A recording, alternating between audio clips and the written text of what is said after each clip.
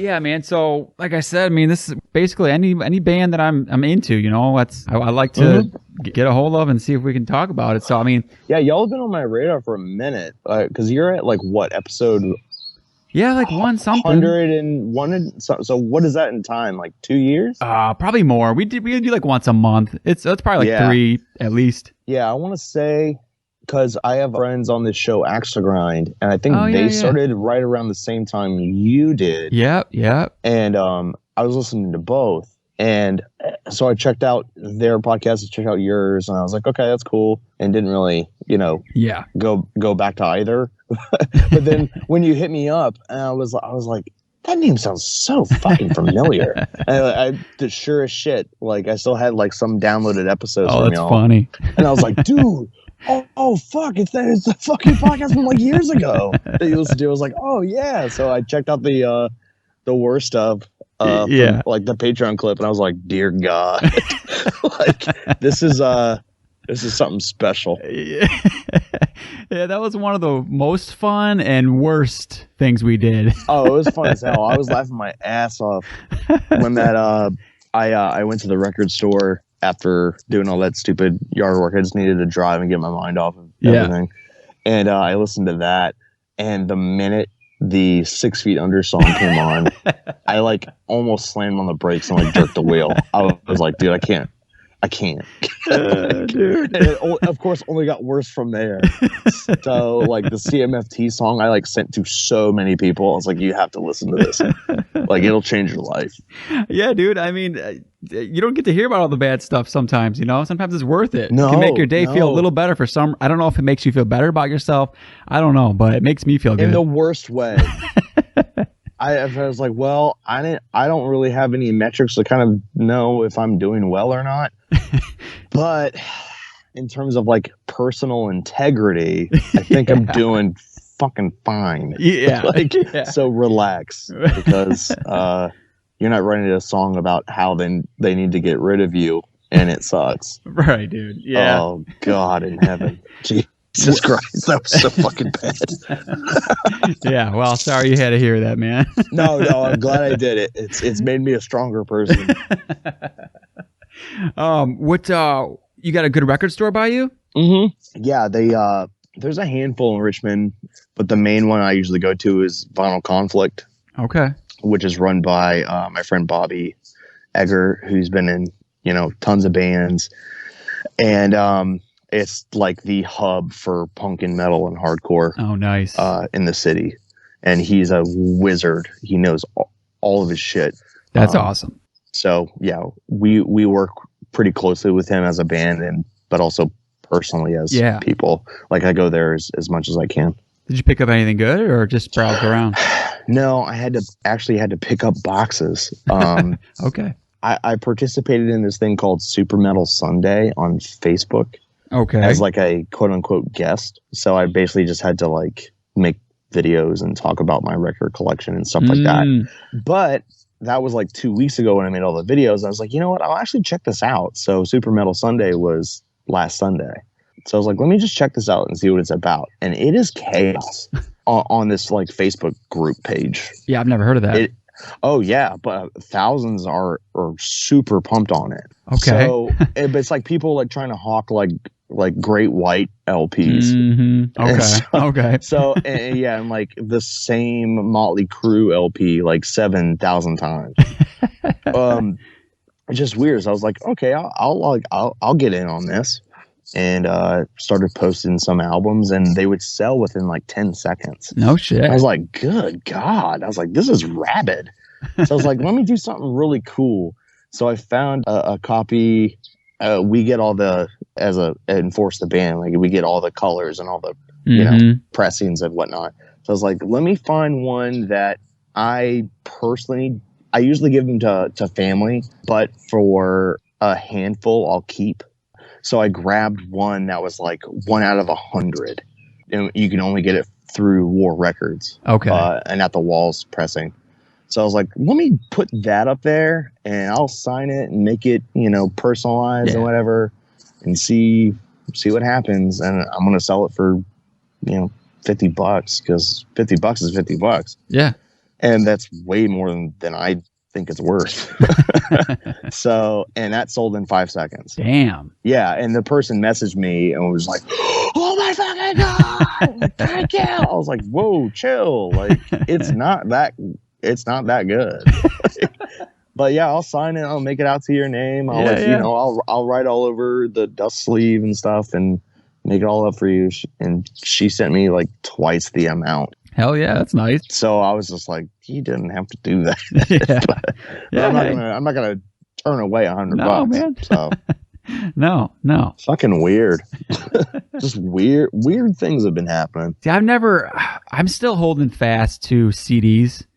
So I want to go down the vinyl road, but it's like, you're smart. No, you're smart. I'm just still there, and I'd have to like switch over. And well, people like, at least since we've like signed a Century and everything, I've never really put much thought into CDs.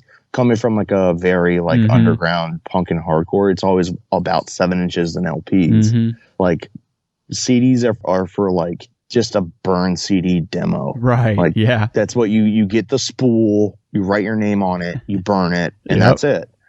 So I was not aware that people buy. The majority of people buy CDs, period. Is it true? I thought it was going towards the vinyl. I thought I was maybe like one of the rare ones. Okay. No. Okay. People will buy the vinyl as like a collector's piece, but they won't actually play it. That's my thing, man. I just don't have any. I mean, I want to display it. I mean, I do like it for that. See, that's why we have the deluxe edition that has this LP with a CD inside of it, so you can smart.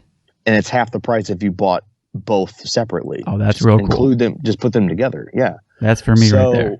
Yeah, it's perfect, and people still buy both. Yeah, and you're just like, what? It's detailed. It's displayed very vividly. Obviously, like it comes with the CD. Oh no, it's cool. I'm going to buy the vinyl with the CD. Oh, they're buying. Okay, I got you. Okay. What? You didn't have to do that, but like that's dope. Yeah, that's really cool. Yeah. It's like, no, I need to have everything. It's like, okay, like I'm not going to argue with this person who wants everything. So. Right. Yeah. No. Yeah. That's cool. Yeah, it's very weird. I've been in that situation a handful of times, but like not so like rabidly. Yeah. Yeah. It's been pretty cool. That's cool, man. Yeah, because we like in Detroit. I mean, there's record stores still, but we lost so many. You of them. are in Detroit, correct? Yeah, I mean, I'm a kind of like an hour north. I kind of live more in the country, but Detroit's like the home base as far as shows go and anything going on. Yeah, but like in terms of like your show and everything, it's all like kind of Detroit centered. Yeah. We all grew up in Detroit. The one dude, he moved to Georgia, a few years back, but yeah, Detroit, and like there's a few good record shops left, but we lost a lot of the good ones, man. It's like kind of a bummer, like as far as going to pick up stuff physically. I mean, besides just ordering it, there's just not as many options. So that's cool. You have a good place by you. Yeah, we had a handful. We've lost 2, but there's still 3 available. Yeah. So Richmond's always been like a very music centered, like underground music community. Right. Okay. So it's kind of hard to not. Yeah. Did you grow up in Richmond? No. All of my extended family is based here, but I was a military brat. My dad has been and still has been in the Coast Guard since the 80s. Wow. Okay. So we moved. I was born in Baltimore. And then we moved to Dover, and then to St. Paul, Minneapolis, and then Fredericksburg, Virginia, then to Chesapeake, Virginia, and then I took it once I graduated high school. I moved to Richmond. Wow, that's wild, man. Yeah, it's whatever. Yeah. Yeah, and there was a stint that I had moved to Asia as well, so I was just like, I'm very. You've had some experience. Like I'm very just comfortable with dropping everything and going somewhere else. Yeah, that's a rare thing. That's kind of cool. That doesn't affect me. Like I have no roots anywhere. I could care less. Like that's kind of cool. Just four squares and a cot, and I'm pretty okay with it. Right. Like, yeah, you can't get too attached if you're moving every few years. Yeah. And so like some stints were only like 2 years long. Damn. So it's just like, why get attached to anyone that you're dealing with? Right. But at the same time, it's like, well, you got to try and make friends. It's like, okay, let's make a scenario where I'm friends with you, and then I'm going to bounce.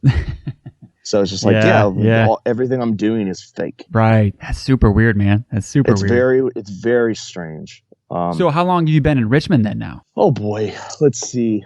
I moved here in 2008.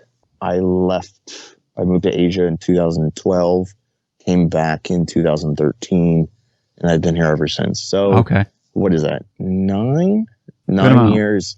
9 years minus 1 year, so 8 years. Yeah. The longest place I've ever lived. Period, right. By a long shot. Yeah. Well, Richmond seems like a cool place. I don't think I've been there. Maybe driving through kind of a thing, but I mean, it seems cool metal wise from what I've always heard. Metal wise, hardcore wise. I mean, there's always shit going on. I mean, sans the last year and some change. Right. But it's never stopped. Mm-hmm. When there's no venues, or like when venues get shut down or something like that, shows don't stop. They just get moved to houses. Mm-hmm. And you'll have like shows that should be in venues in someone's basement. That's awesome. And you're just like, perfect example. Are you familiar with this band Incendiary? Yeah.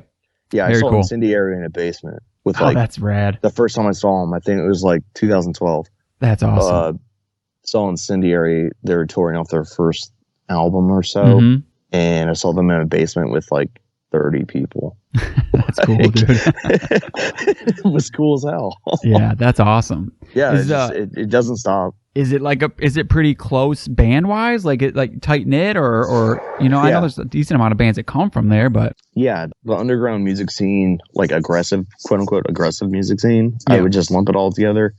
Everyone works together. And everyone wants the best show and the best turnout and the best for the bands. Everyone's on the same page. Yeah.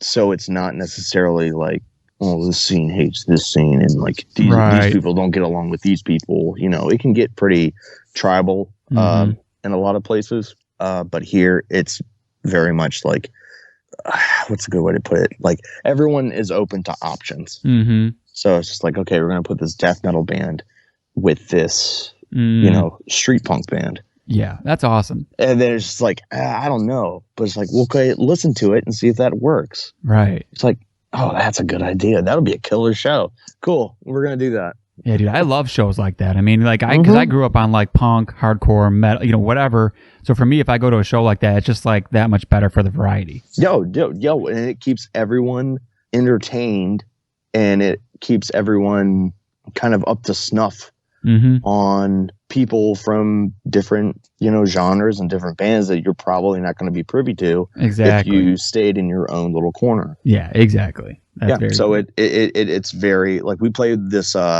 like taco bar with a bunch of with a prog metal band, and it was like there was like 300 people there. It was insane. Wow.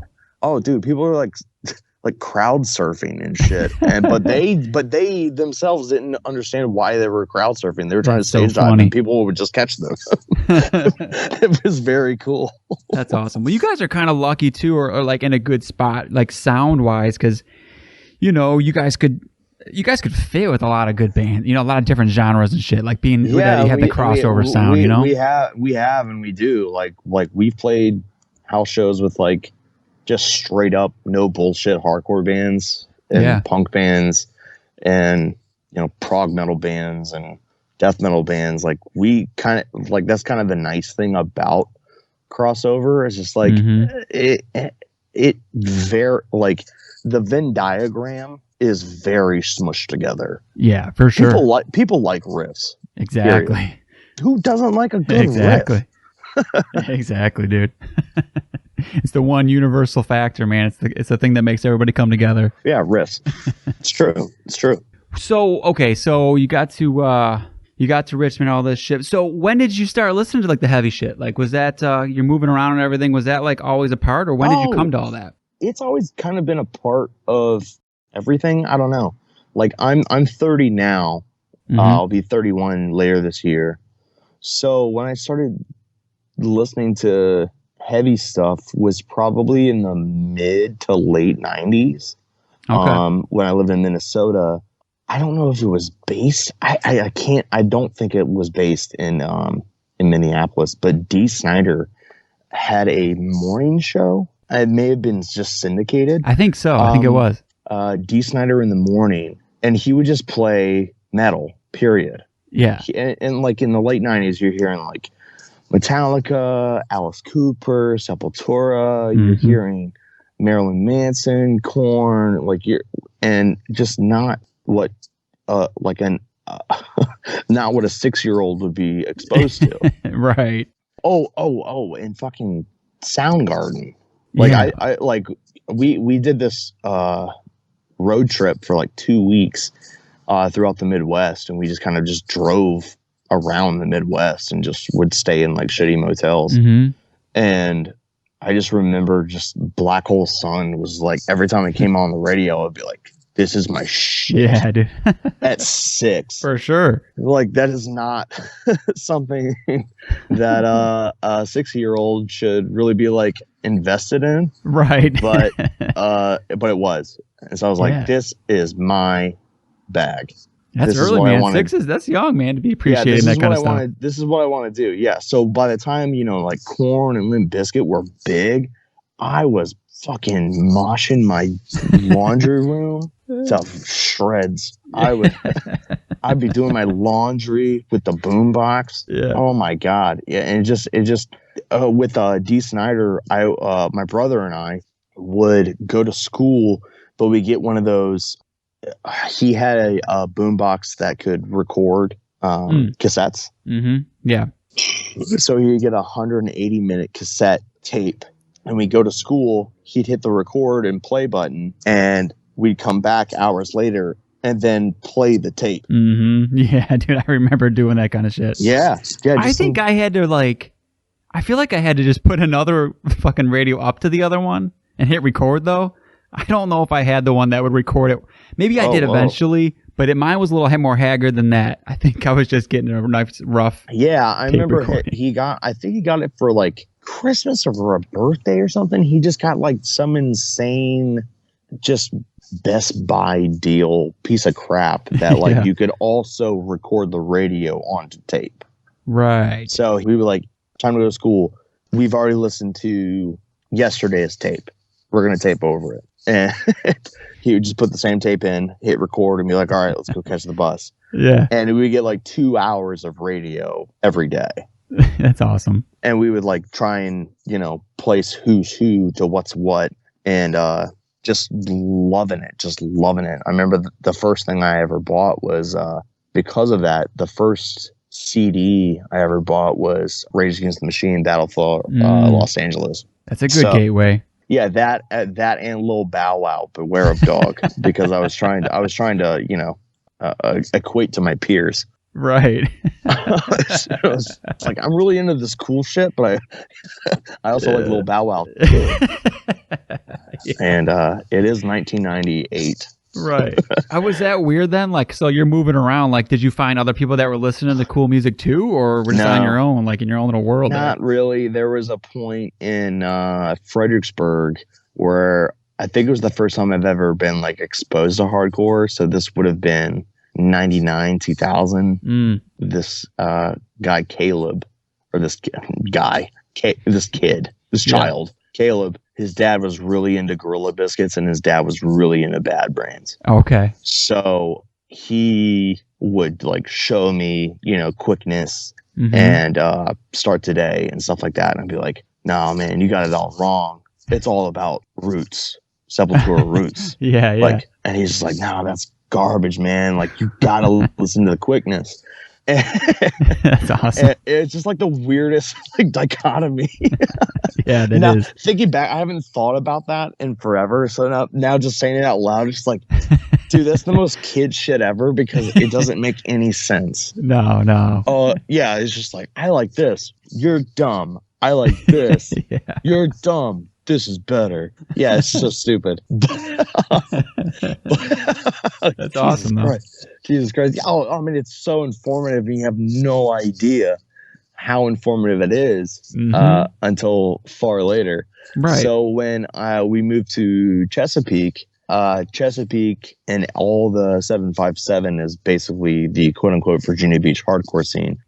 And so I started going to shows with my brother, and that's when Gorilla Biscuits and Bad Brains came back up. So I was like, oh, I've already heard all this. Right. Like, from that guy, Caleb.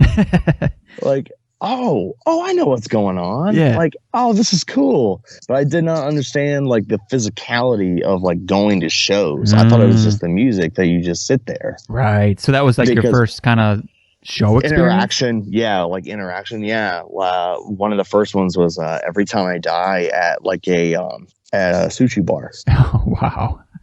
In Portsmouth, Virginia. And it's to this day probably one of the most violent things I've ever seen. Damn, that's cool. Oh yeah, very cool. But at the time I was so terrified and so scared for my fucking life. Yeah, it kind of like shot me full of this, I don't know, like I need to see more. This is like this like morbid curiosity of like, wow, that was nuts. Could it get worse? What does worse look like? Like, so now I need to invest myself into all of this because I want to see and be a part of this like violent culture. Yeah. Without like, not necessarily saying that, you know, I'm like the most violent person in the world, but like violence that's like controlled and contained. Yeah, no, like, I totally get it. I can get all my angst and aggression out, and granted, I guess hurt people. I don't know what a 13-year-old person could. What 13-year-old is going to hurt like a 30-year-old, but you know, it could happen, I guess.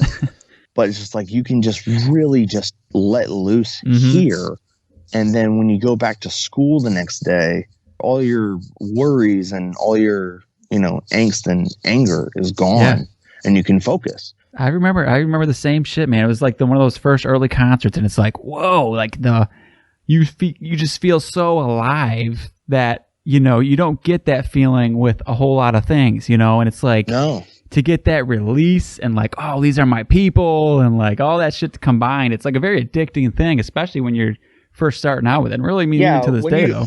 Yeah, when you're 13 and you see the guy in the Earth Crisis baseball or basketball jersey with mosh gloves, like breaking people's teeth, you're just like, yes, these are my people. He gets it. I really can't wait for us to find equal ground as he's grinding my teeth into a pulp. Right. But yeah, no, I'm just fucking around. I understand that sentiment completely. Yeah, that's right. So then you were just going to whatever you could then at that point? Yeah. My brother was in like this like very, I don't think he'll shit on me for saying this, very bad like folk grindcore band. Okay. That would play shows, and I wasn't allowed to go to shows, but if he was playing, I could go. Nice. Okay. So whatever he played, I got to get to go to. And I was like, you need to start playing way more shows. Like I'm his manager or something. I was like, you guys are doing it all wrong. You need to be playing this show. Right. Just because those were the shows I wanted to go to. Yeah, right. And when I finally understood that, like, hey, grindcore, like sassy grindcore bands shouldn't be playing the same bill as like bills that are like Poison Idea. Right. Like it's not going to work. Yeah. Like it's not going to translate. I was like, well, fine. Like I'm going to find people to start my own band. Okay. And I did. Luckily, I found some like-minded people in 9th grade and started this really bad punk band called Brainwhack. Okay. And then from that came another really bad Nintendo core band called Oh, nice. Oh, yeah. Called Breakdance Kickboxer. And from that, very cool. Yeah, from that bloomed a like kind of 3-1G Records noisy trash hardcore stuff, which I was super into at the time. Yeah. So I was in bands like The Atomic City that no one's ever heard of, and Mr. Grimm. We only played one show because that was the mystique. Right. Like, and we had like masks on, so you couldn't You had no idea. Okay. It was even us. Yeah, and then like we had like a and this is all the same group of people, same group of like maybe 12 people. Okay. So we were just like, I really like this band. We should try and do something like that. So we would just play with genres and play with sounds and ideas. Yeah. And just make a band and play one show and be like, okay, like we did it. Let's try something else now. Yeah, very, very childish. When did you full on meet up with like when did Enforced happen? Super recently, in retrospect. Yeah. Of going through that whole wormhole. We met up 2016. Okay. I'm trying to remember. What was the show? Crowbar played Richmond, and I was working with our first drummer, Isaac, at a grocery store. Okay. So he showed up in a van with a bunch of people, and we were chit-chatting in an alleyway, drinking beers, as one does at a Crowbar concert. Yeah. And I can't remember if it was that night or a few days or weeks after, somewhere around that time, that he was like, hey, man, like, I'm trying to start this project, or we're trying to start this project. And I know you've been in, band X, Y, and Z, and I think you could probably kill it on vocals. He was a big fan of the Nintendo Core project. No, I was in another band called Vice Grip. Yeah, got it.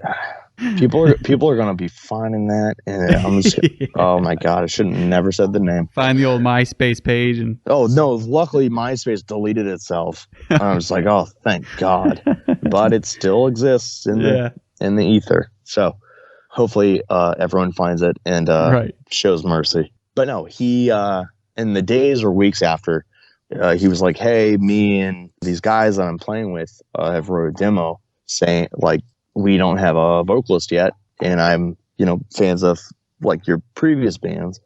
I think you would kill it.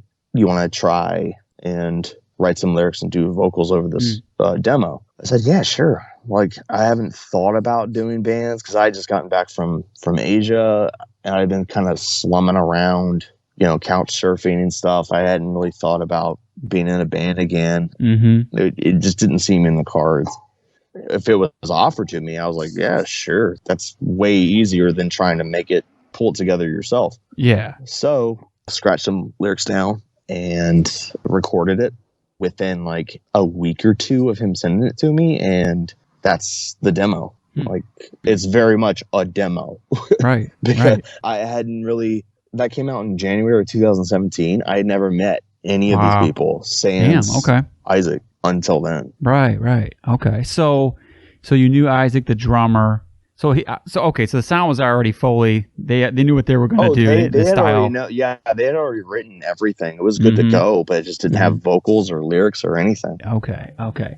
And the other guys kind of already knew each other or whatever. Then. Yeah, they had already been in a bunch of other projects and bands prior. Yeah. So they're their own like clique. Right. Okay. Guys making bands. Right. Much like I was in high school. I was just like, I've only worked with like these 12 people. I don't know how I feel about this new 4. Right. It's new. It's different. It's strange. Yeah. So I was like, I don't know if I'm ready to, deep dive into these 4 people's lives and they don't know me. Right. Did they want to go with like the crossover sound right from the start, or was it just kind of like each person's, taste combined, or how'd that kind of come about? It is. It's everyone's taste combined, especially on that demo. It's everyone's at the roster that we had at the time. That's very much everyone's input. Okay. And the same with the Retaliation EP. Mm-hmm. Right. Because you were listening to all this different shit when you were coming up. And then, I mean, I guess I didn't ask you, like, where did you end up? By the time the Force is coming around, what kind of stuff are you listening to at that point? Was it still this big mix of stuff? Oh, no. It really got focused. Let's say 2009. I think it's 2009 when it came out. Iron Age released Sleeping Eye of the Watcher. And that album would not even, no holds barred, like completely changed the way I perceived heavy music at that time. Because I was already a fan of Iron Age as like a hardcore band. Sure. And I think Butcher's Bill was like one of my favorite fucking songs. I was like, dude, like this band could do no wrong. Yeah. And then they put out a single, The Way Is Narrow. And I was like, what are they doing? I was like, this is sick, but like, wow, it's so different, so different. And then Sleeping Eye came out, and I just lost my shit. Like my brain broke, and I had just never thought of the possibility of like, yeah, you're playing this genre, you could be into other things too. Right. That makes a lot of sense. Yeah. You could be into other things too, dude. And I was like, oh my God. Like they tie in so much from such a massive spectrum that I was like, it just got me into so much more. That's the gateway album. Okay. Is Sleeping Eye.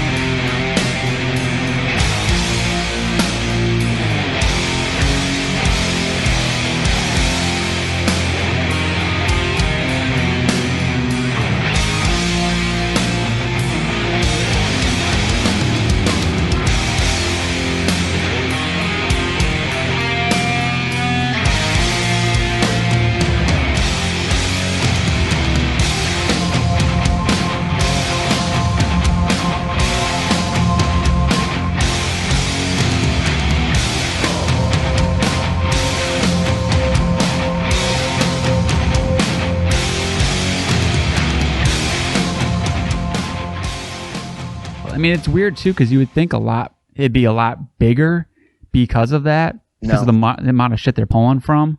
I don't know. I don't exactly know why it's not, but it's kind of a weird thing. You have to think of it at the time because they were very much a very heavy, not heavy, but like very, I don't know, violent, like touring act. Like they were like a force to be reckoned with wherever they go, kind of like hardcore act. Yeah. Yeah. But then they put out something actually like, oh my God, like that's not even like it's beyond like quote unquote hardcore good. Right. It's just good. Yeah. And it's 100%. fucking good. But that alienated them, I think, a lot from their base.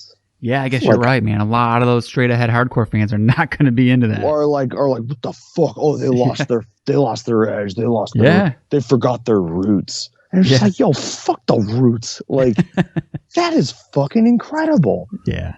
Yeah. And just so it got shit on. I remember it got shit on really hard. I was like, dude, that's the best album I've heard in forever. And that kind of also, for me personally, like kind of separated myself from the whole scene in general. I was just like, if y'all hate this, you're fucking stupid. Mm-hmm. Like, you have to give props where props are due. Like, that's a great fucking album. Mm-hmm. And no one wanted to. Like, it was very, very, very few were like ride or die. Right. And I was like, no, I'm going to fucking tattoo Iron Age on my fucking forehead. Yeah. So that changed it for you though. That changed it for me.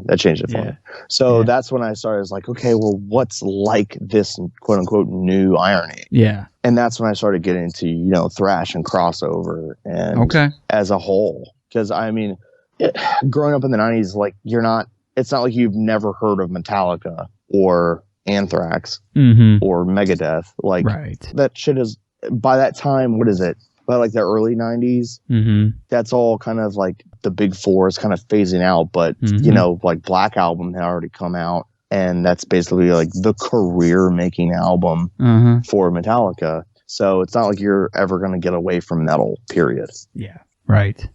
But like having that like prior knowledge when I lived in Fredericksburg of like debating Gorilla Biscuits over Sepultura. I'm just like, oh, I should probably revisit these things from my youth that I just was like so ride or die for. But I chose, Locking Out Records over Roadrunner. Right, so I just like neglected my youth to find a different youth. Yeah, makes sense. Yeah. So, that's when I really started getting into or dive deeper into the whole, quote unquote metal genre as a whole, like seriously. Yeah. So then by the time the band's coming around, that's kind of your world anyways. Oh, that's my shit. Yeah. So that was like a perfect fit, perfect time, perfect match. That's awesome. What about the other guys, like taste wise? Cause I mean, the one thing that I do like about you guys too, is it's not, it's crossover thrash, but I'm a very big death metal guy.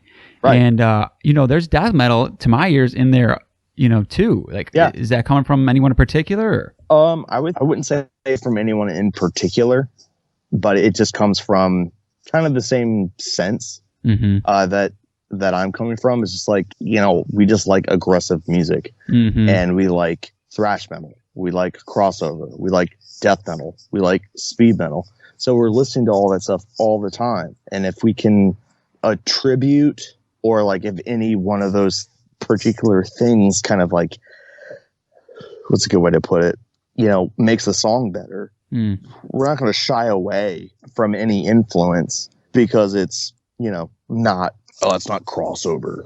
Yeah. Like that's not thrash. It's just like, who gives a fuck? If it sounds good, it sounds good. Oh yeah. That's like I said, that's the thing that makes me really like you guys. It's just, I like crossover, don't get me wrong, but no, I do too. I have no problem with any genre. But when it comes, and I don't mean to sound pompous, but when it comes to Enforce, it's just like, dude, all cards are on the table. I'll take ambient as a huge influence. Like if it works for the song, I'll take it. What's the problem? Right. What about so when you guys are writing, you guys get together and do it, or how does that work? Yeah, we have 2 practices a week. One for playing songs and trying to figure out sets, and then another strictly just for writing. Okay. And it's just basically people playing voice memos on their phone when everyone's ears are already shot and no one can hear it. Yeah. And someone trying to relay it back. We haven't figured out a good system for that. I don't think there is a good system for that. There's no like good streamlined system for like writing songs. Right. But no, we just kind of fuck around with ideas and kind of try and integrate them with previous ideas that we've had that we just kind of shelf. And if they don't work, if there's no like integration possible, then it gets put on the shelf too. So we constantly have like a library of, voice memos, and some of them are even like mouth of just like right on. And we just kind of see what fits with someone else like brought to the table. Yeah, that's cool. I always like to hear when it's still like a collective thing. Oh no, dudes in a room, like, no one's like left out. And everyone gets to say their piece. Yeah. And it's very collaborative, and nothing is like, what's a good way to put this? Nothing's solidified until everyone signs off on it. Okay, so that's very like cool. Killgrid is a perfect example because it's the first solid release that we've done. Everyone signed off on every riff, every transition, every drum hit. No, we love it. That's cool too, because I was a fan of At the Wall. I think I had that on my end of the year list, maybe, but really cool. Regardless, I was a big fan of that. Yeah, it was just a fun as hell record, and it is very fun. From that one to this one, guys, I know that was like a collection of demos and a couple new songs, and it was all kind of redone, remixed, remastered, and everything. But how was it like going from that to then putting out this like 40-something minute all new shit album? Did that take a little more time? Like, was it a little extra challenging? We were already working on it from before At the Walls even came out. I'll put it this way: like At the Walls is a collection of a demo, an EP, and then 2 new songs we already had in the bag.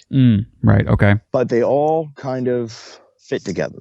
Yeah. Like Reckoning Force. Yeah. If you didn't know it, I don't think you wouldn't be picking that out. Right. But in retrospect, could you imagine, or would Reckoning Force or Skinned Alive fit on Killgrid? No. So, but we were writing and doing the same, like doing what we always do. So we were like, okay, well, this is kind of stuff that people may already have, but we need to make it worth new people's time and worth. Right. So let's have 2 new songs. Let's get Dwid doing guest vocals. Let's make it worth people's attention. Yeah. And in that regard, I think it worked out pretty well. For sure. But through all of that time, we're just like, okay, we'll just put these 2 tracks on it and let's start writing other stuff. And that started with Hemorrhage was the first song that we worked on for years. It just nothing ever fit. And nothing ever worked for it. And we constantly reconfigured that song and constantly worked on it for like 2 years. And once we figured out, once we did the hard, like soul searching work on Hemorrhage, then all the dice, or all the, what's it called? Dominoes. All the dominoes fell into place. Like we just had to get over that Hemorrhage hurdle, and then every single song kind of came pretty quickly, and every single problem that would come up with them was really easy to address because we had gotten over that very hard Hemorrhage hurdle. Right. Was it a matter of just figuring out how to transition shit, or like what was the...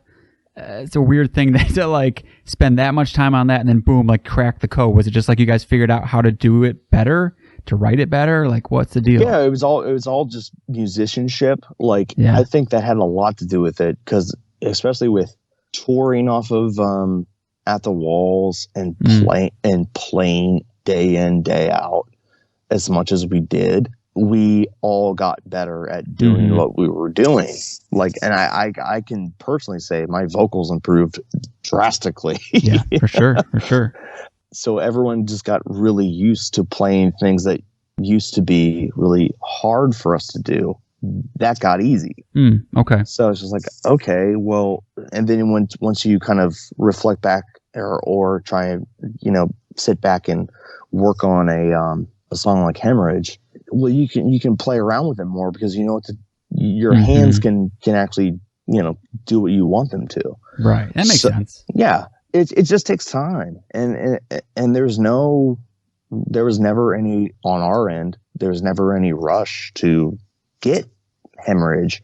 Or another one was Beneath Me, which is like, what's that? Like 2 minutes and some change. Yeah, those were like, Beneath Me was like in the bag. Just like, yeah, there's nothing more to give or take from that. It's very straightforward. So, but Hemorrhage could have gone like 90 different ways. Right. So it was just very difficult. It's like, well, what do we do? And more is less. So we're just like, let's just keep it as straightforward and as narrow as possible, because that's where the meat of the song is, and that's where it hits the hardest. Right. It could have gone into all these crazy solos or like a drum solo, like, oh God, like it could have really fucked up like in a lot of different ways. Like, so is that like the idea that you took for the rest of the album? Like, let's keep it straight ahead like that? Or see, that's what just for that song? That's what I meant about all the dominoes started to fall of just like, I hear you. We found the formula of keep it hard, keep it simple, keep it snappy. Yeah. Like, just do it. Just do the work and be honest with yourself. I'm just like, hey, I have this riff, and if one person says that your riff fucking sucks, scrap it. Like, because if one person says it sucks, 700,000 other people think it probably fucking sucks too. Yeah. So but if 4 people think it fucking rules, there's probably 4 million that think it fucking rules too. Right. It's just good songwriting. Like, just get into the groove of really paying attention to what you're doing and what you're writing, and don't half-ass it. Never half-ass it. I think too, like with the songwriting and everything, but also I don't know how much attention you guys paid to it, but like the flow of the album is like, I mean, obviously we're comparing it to the first one, which is a collection, but like, man, like it flows. Like when you hit, you get those fast songs straight out the gate, you hit, the title track, and it kind of gives you that break, and it's just everything about it really flows. 1,000% on purpose. Okay, yeah. Dude, it worked. Oh my God. That was a debate. Will and I had tried so hard to figure out a good sequence to really, how do you tie it all in together? Because I mean, a lot of the songs, like, they don't necessarily fit together. It's all in the same ethos. I understand that, but Beneath Me doesn't sound like Blood Ribbon, or Curtain Fire doesn't, need to be in the same. Need to be in the same album as Doctrine. They're different. So how do you blend them all together and to make it seamless? And what we both wanted was to start, when someone listens to it, they start at song 1 side A, and they do not stop until song 4 side B. Just a seamless playthrough. Yeah, no stopping. How do you do that? I don't think there's a right answer. We went through thousands of options, and we listened to it every day for weeks. Yeah, for I think about 2 weeks every day. I personally listened to it probably about 100 times a day in different orders. Yeah. Every day. I got like psychotic about it. You have to be obsessive about it. Yeah. But I could understand that. And it sucks because it all ties back to Hemorrhage, because of the drum beginning. I was like that. I was so stern on that has to be the beginning of the album. That's such a strong drum intro with the drum and the bass. Like, that's a great way to kick off an album. And it is. However, how do all the other dominoes fall after that fact? It's not good. Right. Okay. Okay. So we kept using the formula of like, okay, Hemorrhage is first, and nothing worked. So we were like, well, shit, like, what do we do? What fucking Hemorrhage again? Just dude, it's the worst song in the world, in my opinion. Yeah. I'm glad it's the first single, so we can just get it the fuck out of there. Right. No, I'm just being a pedant. Yeah. So we're just like, okay, what if it's not the first song? What if it's the first song on side B? And that's a smart choice. That was like saucy. It was like spicy. We're like, right. Ooh, what if it is? You need something to bring you back in like that. It's the beginning of side B. Ooh, that's something different.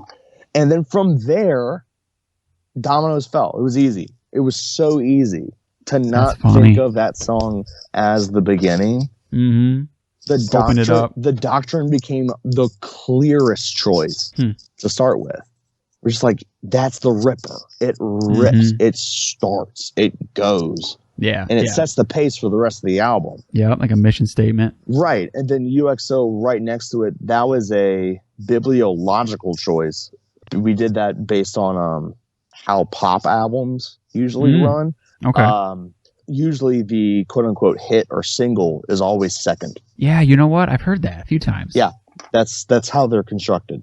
So we're like, once we recorded it, we're like, well, UXO is obviously the hit. But in actuality, Malignance is the hit. People fucking love Malignance, which was a huge surprise to me, but that's awesome. Yeah. But so we constructed it in a way that's untrue, which is so cool. Like we were wrong, and it's nice to be wrong. It's really great to be wrong sometimes. Yeah, it's one of those things. How are you going to really know until it's out there? So you just probably got to do your best. And you have no idea. So it's just like, okay, you got this ripper, and then you got like kind of a really heavy mid-tempo, and then Beneath Me and Malignance really just like grinds your fucking head into stone. And then you have a cool down period with Kill Grid, like you said. And it's got that long intro. You can kind of like take a breath. And then it gets really groovy and stompy. And that's the end of side one. Yeah. A stellar side one, in my opinion. I know I'm biased, but I'm like, fuck, that's a hard side A. And then flip it. And it's like, fuck, well, we have to try and redo or recreate or intensify the side A on side B. Right. So what do we choose? Or like, what do we do? And how does that work? But with only 4 songs instead of 5. So it's like, dude, that's even harder. And I'm happy with how it turned out, because it really does keep the intensity going. And from interviews and reviews and stuff like that, like, so a lot of people's favorite tracks are the last tracks, which is strong, man. They're strong songs, but at the same time, like, if you're trying to think of it from a seamless listen from side A to the end of side B, it's hard to try and expect someone to make it that long. Right. But the fact that people are really loving, Blood Ribbon and Trespasser goes to show that they are making it to the end. Yeah. The end. 100%. So it's like you need that too, incredible. because I feel like that's so great. That's the difference though. When, like, as metalheads, we like to have that full album, and to have the full album experience, you got to have that little hidden gem, like, at the end of the album, it's got, at least something to give you to get to the end. And yeah, man, you guys fucking nailed it. I mean, like, Blood Ribbon, that's a banger. Like, you look forward to getting to that at the end, Trespasser, all that. And there's nothing that you you can't turn it off before you get there. Especially as the person who made it and it listens to it, I've listened to it thousands upon thousands upon thousands of times. I still don't get sick of it, because I know what's next, and I want to live that transition between Curtain Fire into the next song, Like with those ambient tones and with like kind of like it creates like a whole like world space. And it's like you have to kind of like live in that or like really experience it as an entire idea rather than just like track for track. Yeah, 100%. Yeah, I totally agree. All right, man. Well, I want to finish with just some quick stuff real quick. Sure. I always try to get whoever I'm talking to, like, what are you listening to? It doesn't have to be new, whatever. If it's something new, cool. If it's something old, like, but what's been in the rotation, like, more recently? I've been really getting into German techno. So really? I've been listening to this band DAF, which is Deutsch Amerikanische Freundschaft. They have this album called Alles Gut. Okay. It sounds like techno with gay porn. It's weird. It sounds like techno, but like all the vocals are done very like seductive. Pornographic. It's just like it's just very breathy and sweaty. Okay. If you were to look at the album cover, you're just like, yeah, you totally get it. Okay. A lot of Leibach, a lot of what is it? Why am I? It's like one of the biggest German metal bands. Help me out. Why am I losing it? Like fucking Rammstein or something? Yeah, Rammstein. Okay, yeah. I'm really into all that stuff.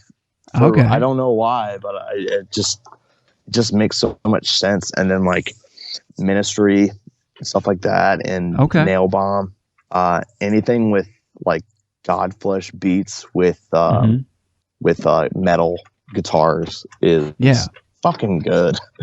Right, dude, that's cool. That's a road I haven't went down too deep. It's something I still need to get combo. To. It really, really, really works. Yeah, I like Godflesh. That's something I need to spend some time on. It's a little more the industrial side of things. So that's maybe a good time to do that. Look at I think it's an album, Songs of Love and Hate. That's my go-to. Okay. I think it has like Jesus crucified with like a picture of Gary, Indiana. Okay. Behind it, where it's just like a bunch of those like smokestacks with flames going out of it. Yeah. Great. Yeah, nice. Okay. One more thing that a listener wanted me to ask was... oh, wow. You got listener questions. I threw it out there, and you kind of hit on some things, so I didn't bring up too many other ones, but as far as like, and is there anything that you would say is like an underrated thrash album for you? Yeah. Oh, God, yeah. Give me something. Let's see. I got two off the top of my head. Okay. Protector. The Shedding of Skin. Okay. Is a great album. I don't think I know that. Yeah. Well, they were kind of mired in obscurity. Damn, I have three. They were kind of mired in obscurity. I believe that's a German band. Okay. They never really took it to town. They never really got off their feet for decades. And I think they just hung up the towel. Okay. But Shedding of Skin, I think, came out in the early 90s. You can only find it on YouTube if you don't have the actual album. And you can hear, you'll be able to hear a lot of Enforce on that. I would say. Yeah. Another is Denet, Denet. Okay. Which I think, and I could be wrong, and I don't want to offend anybody, I think it's a Polish metal band. You can find them on Spotify, but it's just slamming like thrash death metal blend. Really?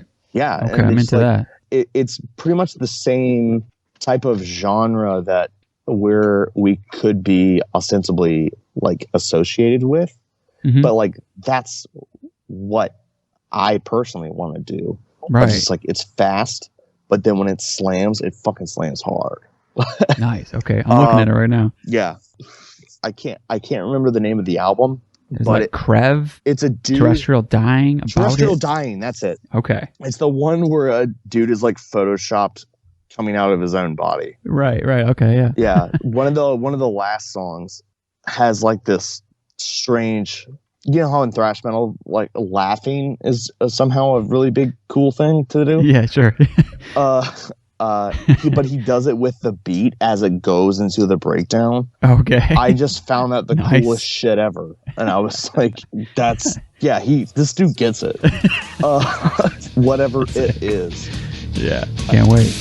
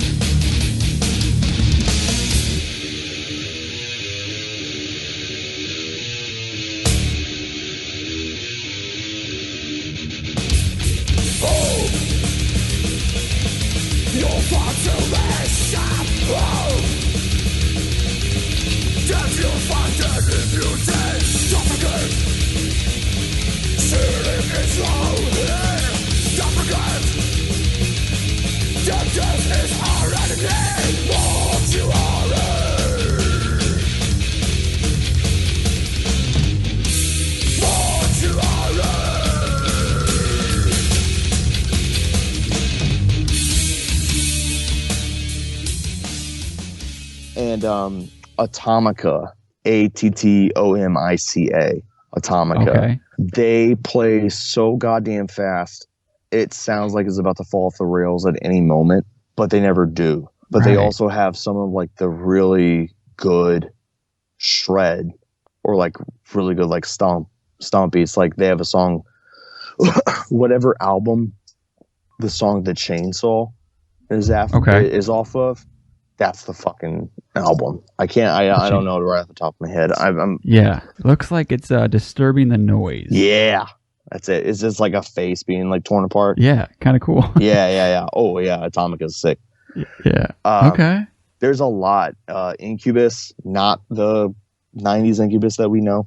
Right. Okay. They changed their name to Operatorium. Yeah. That's a great band. There's just so much out there. You just have to just be open to finding new things. Well, the hidden gems are always the most fun. You know, that shit that you think you've heard everything, and then shit, right. From the 90s, I have not heard. I am always an agent of like, I don't know what that is. Let's see, what that is. That will help you ultimately. It's just more knowledge, so you'll think of things differently. For sure. And consider a lot more. It's a lot of fun when you listen to a lot of different shit. Oh, I agree, man. I love the journey. So you give me something new, I'm gonna check it out. So I'm looking forward to those ones. Those ones look cool. Absolutely. All right, man. Well, fucking appreciate it, and I'm not gonna take any more time because we went for pretty long. But we did. Oh my God. I love what's yeah. I didn't. No harm to myself or anything, but But yeah, I'm super happy to be a part of the lexicon. That's so cool. Hell yeah, man. Well, I think we'll probably be talking about the album a lot this year and everything. So fucking, I already told you I loved it, but congrats on that. And hopefully you guys can get out there and play. You know, yeah, we have a couple irons in the fire. Nice. Nothing I can announce or talk about. Yeah, but right. When you see it, you're gonna shit your fucking pants. Hell yeah, man. Awesome. Yeah. I'm keeping an eye out. I've already shitted mine. I'll put it that way. Hell yeah. Well, all right, man. I appreciate it. And have a good rest of the fucking week. And hopefully we'll see you in Detroit, man. Yeah, absolutely. Thank you, Jason.